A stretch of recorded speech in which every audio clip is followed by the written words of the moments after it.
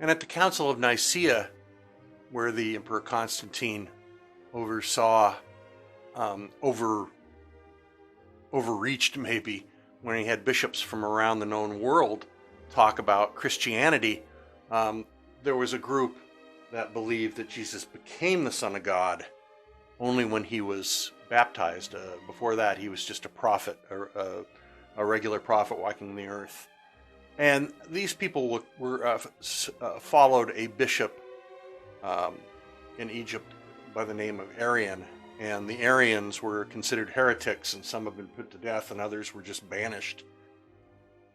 The third group were the Ebionites.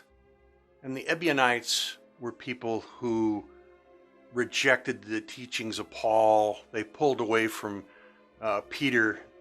They stayed in Jerusalem. They didn't chase Roman converts. James, the brother of Jesus, was considered the leader of the Ebionites, but they had vows that poverty was a virtue. They were vegetarians, and they were around. They were called Essenes in the Old Testament, who were really grounded in the canon of the Tanakh, of being Jews that were humble and holy. And these are people who took up what they considered the best parts of Jesus: his humanity, his love of the poor, and they hung around for 200 or 300 years. But you still had to be a Jew to be an Ebionite, and they faded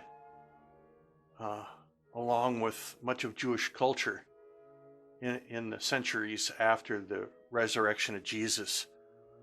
And the Ebionites might be considered tree huggers today. They rejected animal sacrifice. Like I said, they were vegetarians. Poverty was attain. But they didn't want anything. They weren't looking for big churches. They weren't looking for converts of people with lots of money.